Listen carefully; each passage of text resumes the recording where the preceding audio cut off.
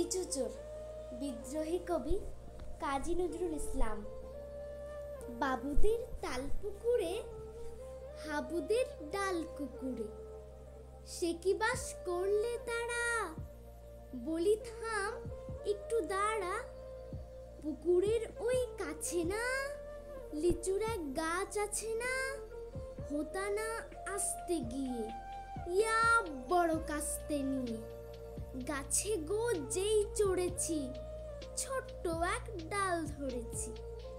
ও বাবা মরাত করে পড়েছি সরাত জোরে, পড়বি পর মালির ঘাড়েই, সে ছিল গাছের আড়েই।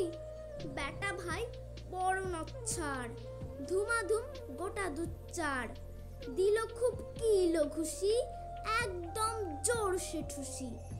আমিও বাগিয়ে থাপড়, দেহাওয়া চাগিয়ে কাপড়, লাফিয়ে ডিংনু দেয়াল, দেখি এক ভিটরে শিয়াল।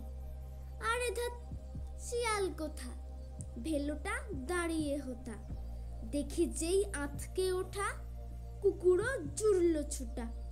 আমি কই কম্ব কাবার, কুকুরেই করবে সাবার।